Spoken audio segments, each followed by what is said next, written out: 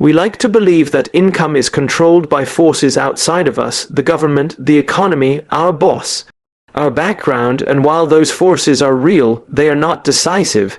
There are people born into difficulty who build extraordinary wealth. And there are people handed every advantage who stay stuck. The difference is not circumstance, the difference is ownership. The first habit that decides your income level is simple, but not easy. It is the habit of taking responsibility. Not partial responsibility, not convenient responsibility, total responsibility. Because the moment you decide that your income is someone else's fault, you give someone else control over your future. And when you give away control, you give away possibility. Responsibility is not about blame, it's about power. Blame looks backward and searches for excuses. Responsibility looks forward and searches for solutions. When sales drop, one person says, "The market is terrible." Another says, "What can I improve?" When they are overlooked for a promotion, one says, "Politics." Another says, "What skill am I missing?" Over time, those small differences in thinking create massive differences in income. Because income responds to ownership, taking responsibility means you stop waiting to be chosen, you choose yourself. You stop waiting for permission. You prepare yourself. You stop hoping for better conditions. You become better under current conditions. It's uncomfortable, that's why most people avoid it. It is far easier to say, "If only I had better opportunities." It is far harder to say, "Maybe I am not yet prepared for the opportunity." But growth only begins when excuses end, and here's the paradox: the more responsibility you take, the lighter you feel. At first it feels heavy, because now you can't point fingers, now you have to act, but eventually something shifts. You realize that if your results are your responsibility, then your improvement is also your responsibility. And that is empowering. Responsibility transforms you from a victim of circumstance into an architect of outcome. Imagine two people in the same job, earning the same salary. One does what is required, nothing more, nothing less. If something goes wrong, it wasn't their fault. If something succeeds, they simply followed instructions. The other treats the job as if they own it. They look for inefficiencies. They suggest improvements. They learn skills beyond their job description. They think like a leader before they are given the title. Who do you think earns more 5 years later? Income grows in proportion to the level of responsibility you are willing to carry. If you want to earn at a higher level, you must think at a higher level. Responsibility changes the questions you ask. Instead of "Why is this happening to me?" you ask "What is this teaching me?" Instead of "Why don't they recognize my effort?" you ask "How can I make my value undeniable?" Instead of "When will things get better?" you ask "How can I make things better?" That shift is subtle, but it is powerful, because responsibility creates initiative, and initiative is rare. Most people wait for clarity before they act. Responsible people act to create clarity. Most people wait for confidence before they step forward. Responsible people step forward to build confidence. This is why responsibility increases income, not magically, mechanically. When you take responsibility, you improve faster. When you improve faster, you become more valuable. When you become more valuable, you earn more. It is not about working longer hours. It is about thinking differently during the hours you work. Taking responsibility also means owning your skill gaps. If your income is low, it is not a judgment of your worth. It is feedback on your value in the marketplace, and feedback is useful if you choose to see it that way. Instead of being offended by it, study it. What skills are in demand? What problems are people willing to pay to solve? What abilities separate top performers from average ones? Responsibility means you don't complain about the price, you increase your value. And let's be honest, this habit is difficult because it removes the comfort of excuses. Excuses protect the ego. Responsibility grows it. Excuses say, it's not my fault. Responsibility says, it may not be my fault, but it is my problem. And leaders, regardless of title, solve problems. If something is broken in your finances, fix it. If something is weak in your discipline, strengthen it. If something is missing in your knowledge, learn it. No one is coming to rescue your income, but the good news is no one needs to. Because the power to change it is already within your control if you are willing to claim it. Responsibility also builds trust. And trust increases income. When people see that you own your mistakes instead of hiding them, they trust you. When they see that you fix problems instead of deflecting them, they rely on you. When they see that you step forward instead of shrinking back, they invest in you. Trust leads to opportunity. Opportunity leads to income. It starts with ownership, and perhaps the most powerful part of responsibility is this: it builds identity. You stop seeing yourself as someone who hopes to earn more. You start seeing yourself as someone who creates value. Identity drives behavior. Behavior drives results. If you identify as someone at the mercy of circumstances, you will act cautiously and defensively. If you identify as someone responsible for outcomes, you will act proactively and strategically. One identity earns survival money. The other earns growth money. The habit of responsibility is not loud. It doesn't attract attention on social media. It doesn't promise overnight wealth. It quietly changes how you think every single day, and over years, those thoughts compound. Because income is rarely decided in one dramatic moment. It is decided in daily decisions. The decision to prepare instead of procrastinate. The decision to learn instead of blame. The decision to act instead of complain.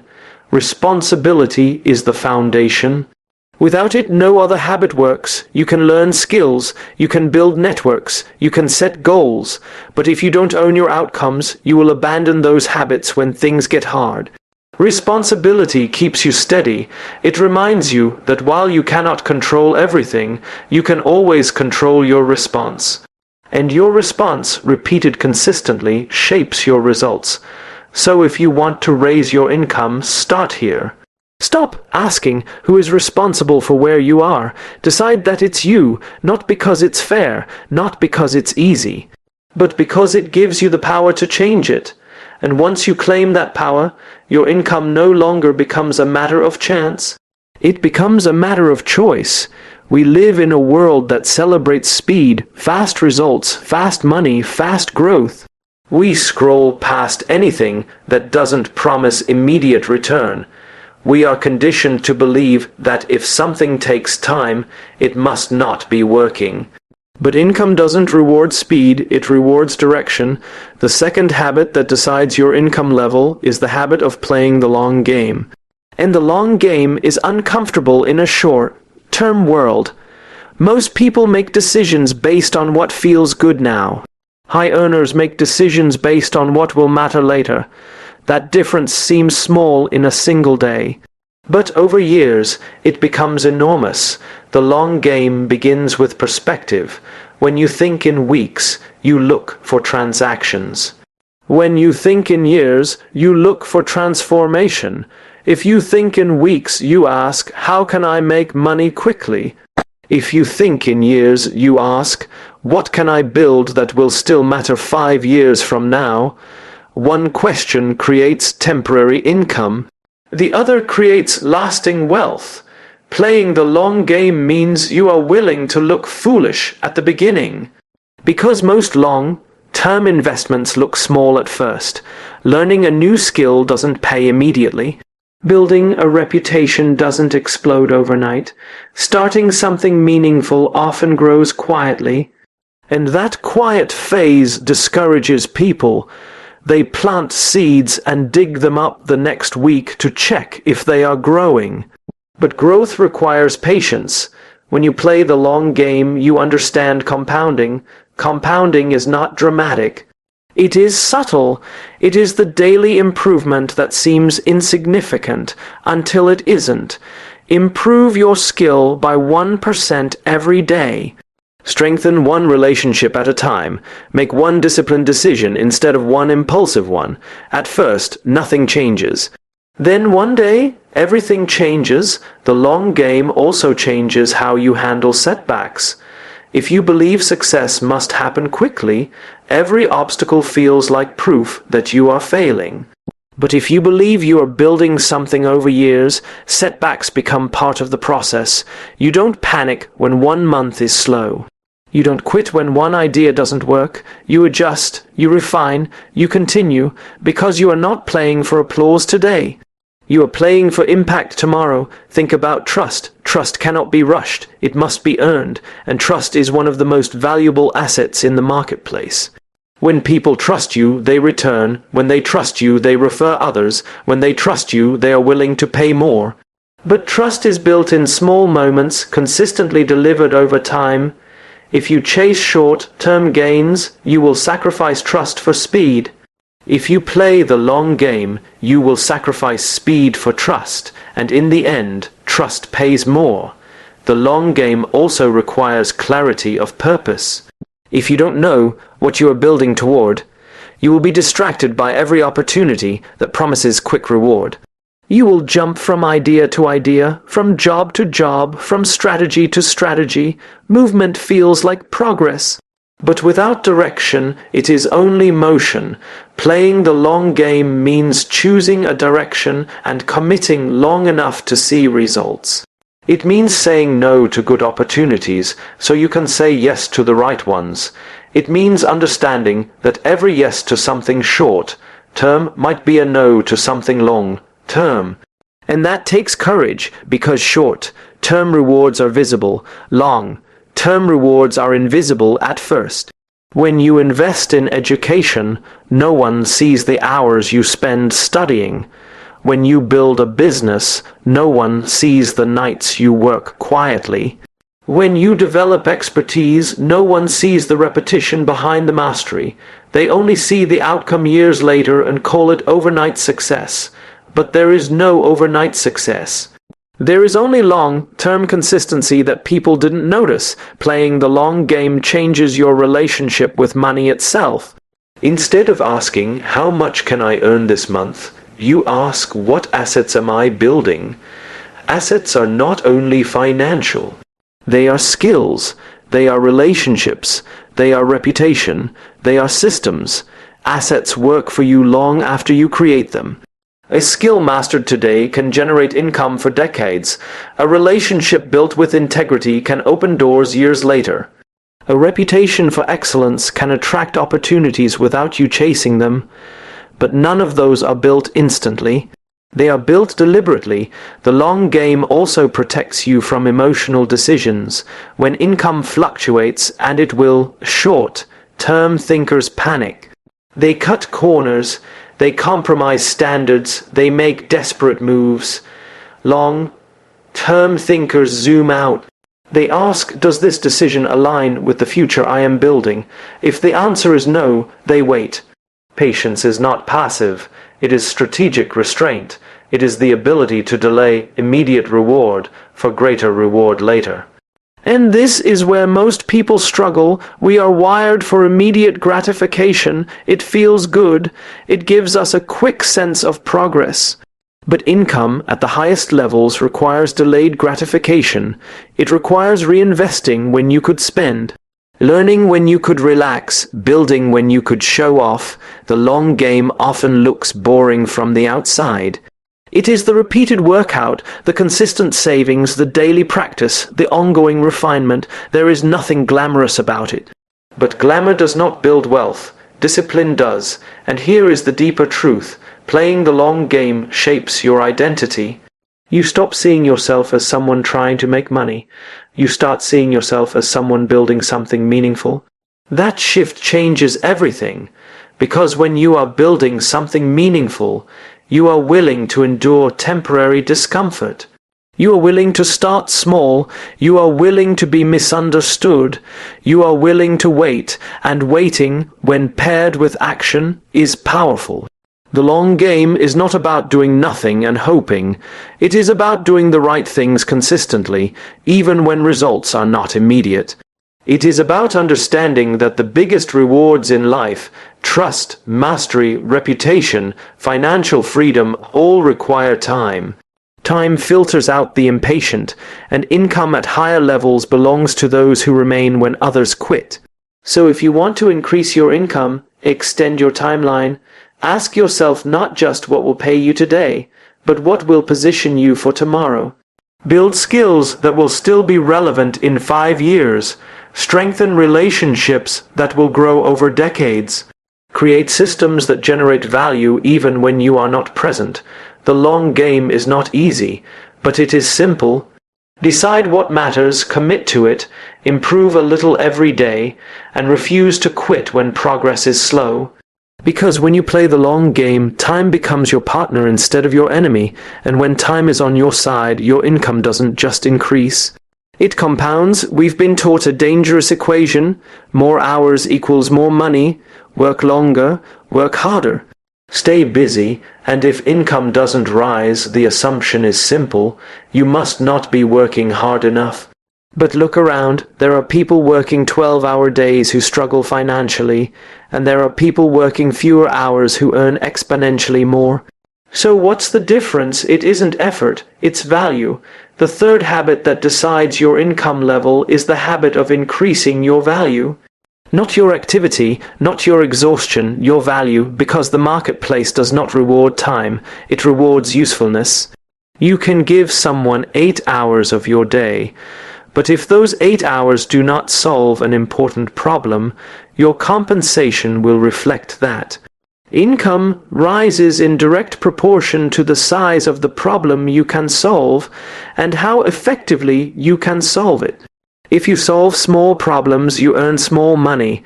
If you solve big problems, you earn big money. It's not personal.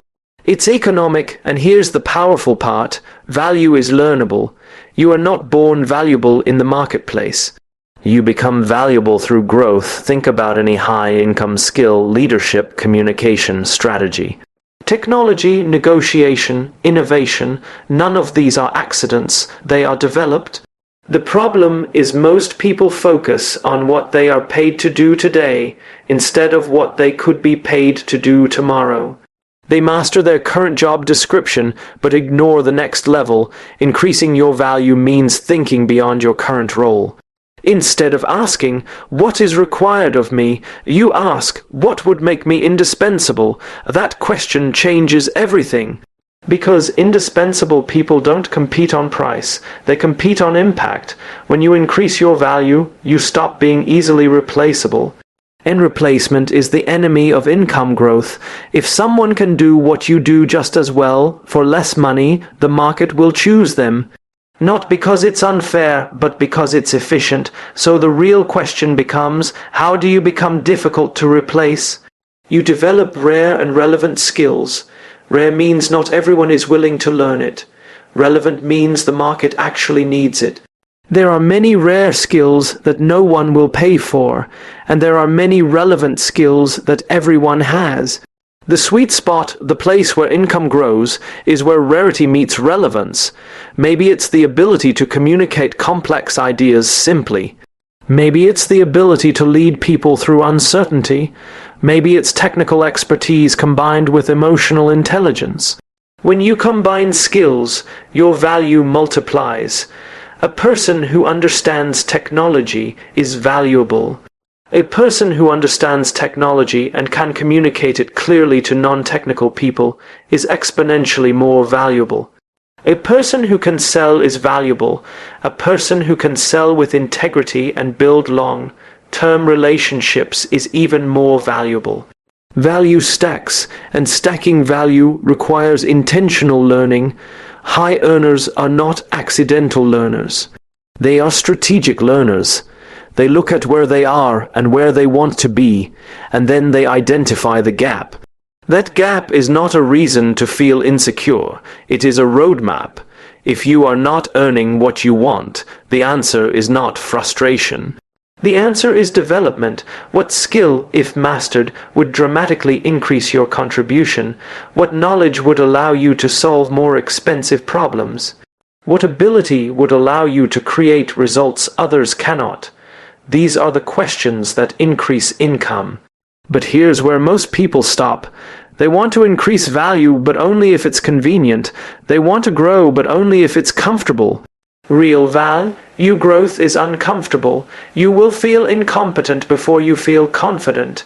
You will feel slow before you feel skilled. You will feel behind before you feel ahead. That's the cost of expansion, but the alternative is stagnation. And stagnation has a price, a financial one. There is another layer to value that many overlook.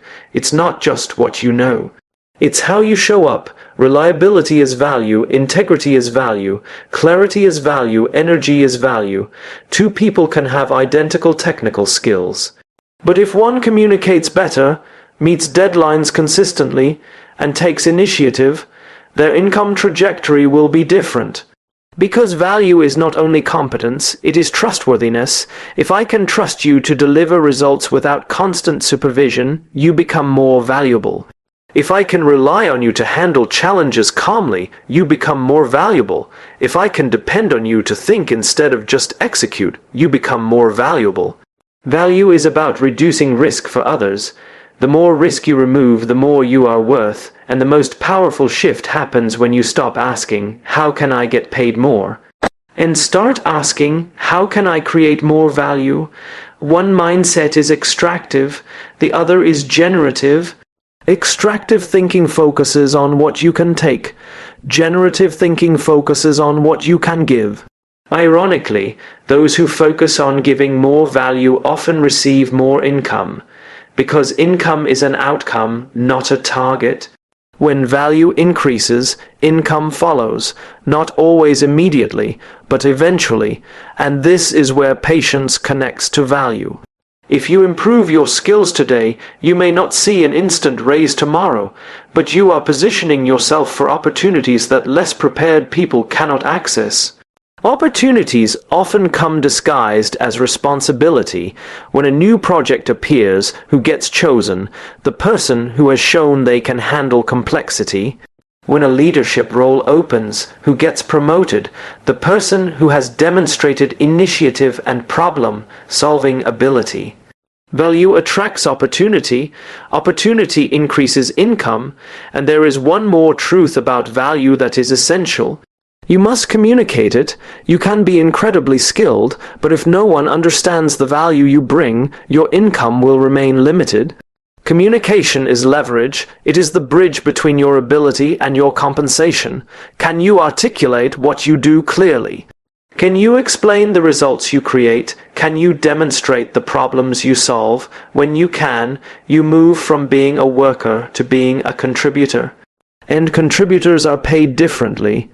Increasing your value is a lifelong habit because the market evolves.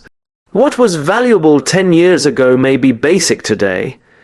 If you stop growing, your income will plateau, not because you are incapable, but because you are outdated.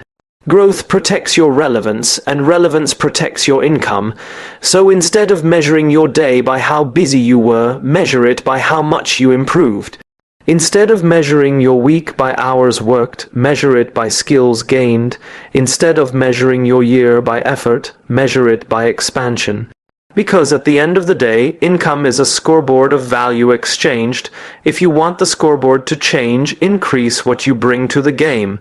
Become better, become sharper, become more useful, become more reliable, become more strategic, not for applause, not for comparison, but because value compounds, and when your value compounds, your income cannot remain the same. It will rise to meet the level of the problems you are capable of solving, and the moment you understand that, you stop chasing money and you start building worth. We love motivation, we watch it, we listen to it, we wait for it, we tell ourselves that when we feel inspired, when we feel ready, when the energy is right, that's when we'll act. But income does not respond to how you feel, it responds to what you repeat. The fourth habit that decides your income level is the habit of discipline over motivation. Motivation is emotional, discipline is structural. Motivation shows up when things are exciting, discipline shows up when they are not. And most of your financial future is built in moments that are not exciting, waking up early to learn a new skill when no one is watching, working on a project when results are slow, saving money when you want to spend it, practicing when you're already tired. There is no applause in those moments, no immediate reward, just repetition, and repetition builds results. Motivation is powerful but temporary. It spikes when you hear something inspiring. It rises when you set a new goal. It surges when you imagine a better future, but then reality arrives. The work becomes routine. The progress slows down.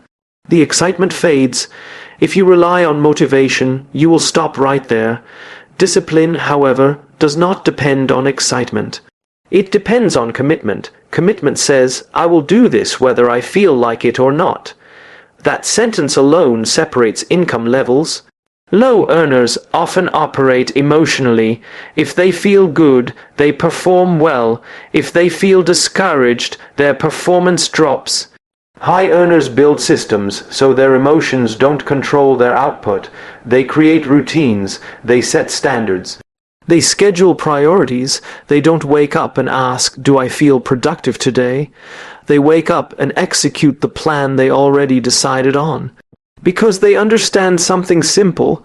Feelings are unreliable, but systems are dependable, and income grows from dependable behavior. Think about skill development. You don't master communication, leadership, coding, investing, or sales because you felt motivated occasionally. You master them because you practiced consistently, even when it was boring, even when you were average. Even when improvement felt invisible, discipline is the bridge between intention and achievement. Many people intend to earn more. Few are disciplined enough to become more. Becoming more requires structure. Structure means you don't leave important actions to chance. If you want to increase your income, what are you doing daily that supports that goal? Are you learning consistently? Are you building relationships intentionally? Are you refining your craft regularly, or are you waiting for the perfect mood? The market does not pay you for your moods, it pays you for your output, and output is the result of habits. Discipline turns goals into habits. Instead of saying, I want to grow my income, you say, every day I will invest 1 hour into skill development. Instead of saying, I want financial freedom, you say, every month I will save and invest before I spend. Instead of saying, I want better opportunities, you say, every week I will expand my network.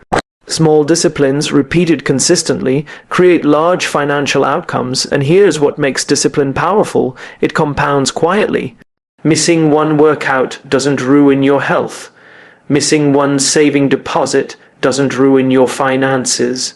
Skipping one study session doesn't destroy your career, but repeated neglect does.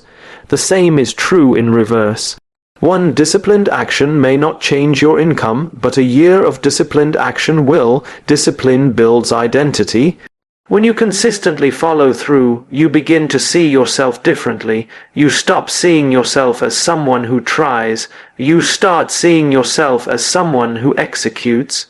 That shift in identity increases confidence, and confidence increases performance. Performance increases income. It is all connected. Discipline also protects you from distraction. We live in a world designed to interrupt focus. Notifications, trends, quick opportunities promising fast money. Without discipline, you will chase every new idea.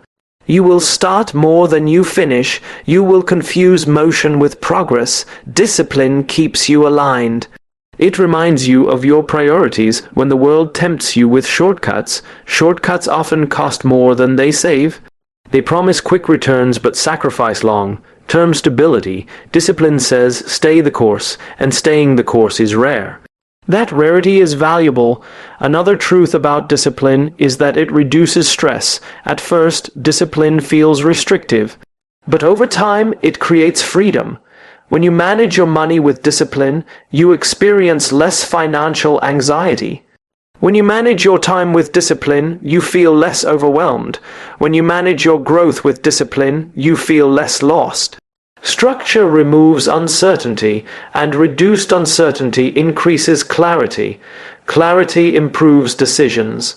Better decisions improve income. There is also a deeper layer. Discipline builds resilience. When you train yourself to act regardless of emotion, you become stronger during difficult seasons. If a deal falls through, you continue. If progress slows, you continue. If motivation fades, you continue. Because your behavior is not tied to your feelings, it is tied to your standards. Standards are powerful. Low standards produce inconsistent effort. High standards produce consistent excellence, and excellence is rewarded. Not immediately, always, but eventually. You may not see results in a week. You may not see them in a month. But over years, disciplined individuals separate themselves dramatically from those who rely on bursts of inspiration. Income at higher levels is rarely about one big moment. It is about sustained performance, and sustained performance requires discipline. So the real question becomes this: what are your non-negotiables? What do you do every day, no matter what? Do you protect time for growth? Do you review your goals regularly? Do you manage your finances intentionally? Do you show up prepared? If the answer depends on your mood, your income will too. But if the answer depends on your standards, your income will reflect stability. Discipline is not about being rigid. It is about being intentional. It is choosing long-term benefit over short-term comfort. It is choosing preparation over procrastination. It is choosing consistency over intensity. Intensity is impressive for a moment. Consistency is transformative over time.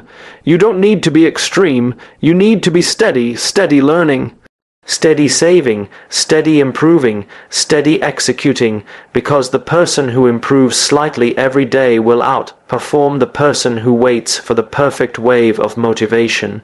And when you look back years from now, your income will not be a reflection of how inspired you felt.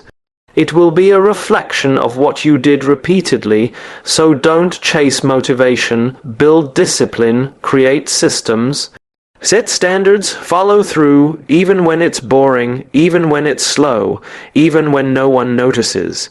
Because discipline doesn't shout. It whispers, and over time, that whisper becomes financial strength, stability, and growth. Not because you felt ready, but because you decided to act anyway. We are taught to focus on skills. Get better, work harder, improve yourself, and that matters, but there is something even more powerful than skill. It's trust. The fifth habit that decides your income level is the habit of building relationships, not collecting contacts. Not exchanging business cards, building real relationships, because income doesn't grow in isolation. It grows in connection. Opportunities rarely arrive through cold applications. They arrive through conversations, through recommendations, through someone saying, "I know the right person," and that sentence is worth more than most resumes. We like to believe that the most talented person wins, but in reality, the most trusted person is often chosen. Trust reduces risk. If I trust you, I don't have to second guess you. If I trust you, I don't have to monitor you. If I trust you, I feel safe investing in you, and when people feel safe, they collaborate, they promote, they refer, they pay. Relationships are not a strategy for manipulation. They are a commitment to mutual growth. The difference is intention. If you approach relationships asking, "What can I get?" people feel it. If you approach relationships asking, "How can I help?" people remember it. The highest earners understand something simple. Value flows through networks.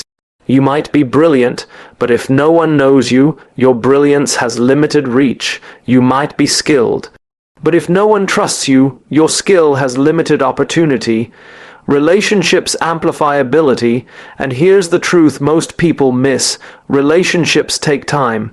You cannot rush trust. You build it by showing up consistently, by keeping your word, by listening more than you speak, by caring beyond transactions. Trust is built in small moments: returning a call when you said you would, delivering work on time, admitting mistakes instead of hiding them, supporting someone when there is nothing to gain.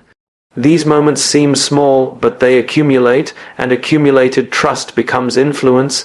Influence increases income. Because when people trust you, they bring you into rooms you could never enter alone. They recommend you for projects. They think of you when opportunities arise. They defend your reputation when you're not present. That's the power of relationships. And yet, many people treat networking as a short-term tactic. They show up when they need something.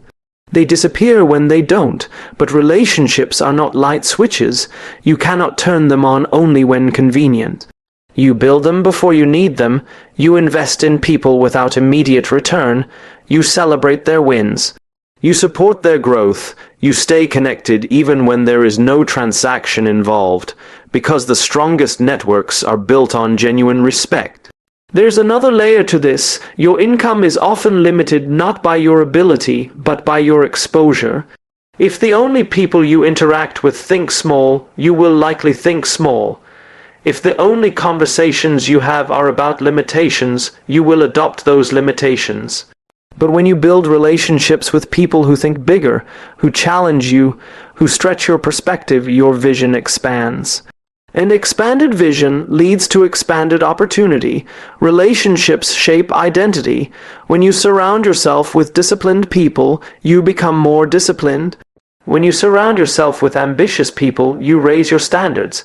When you surround yourself with generous people, you think beyond yourself. Your environment influences your decisions influence your income, and relationships are the architecture of your environment.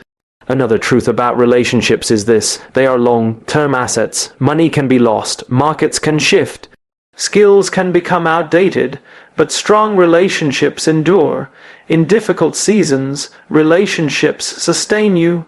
When a job ends, a connection opens a door. When a business struggles, a partner offers support. When uncertainty rises, a trusted mentor provides clarity. Isolation makes income fragile, connection makes it resilient, and building relationships requires vulnerability. It requires asking questions instead of pretending to know everything. It requires listening deeply instead of waiting to speak. It requires empathy. People don't connect to perfection, they connect to authenticity. If you are always trying to impress, you create distance. If you are willing to be real, you create connection. Connection builds loyalty, and loyalty is powerful. Clients who trust you stay longer. Employees who trust you perform better. Partners who trust you collaborate deeper. All of that translates into financial stability and growth, but let's be honest, building real relationships takes effort. It takes time to understand someone's goals, fears, and values. It takes patience to nurture a connection over years. It takes maturity to resolve conflict instead of avoiding it. Most people avoid this effort. They focus only on tasks, only on results, but results are often the byproduct of relationships. Think about leadership. The best leaders are not followed because of authority alone. They are followed because of trust. When people trust you, they give you discretion.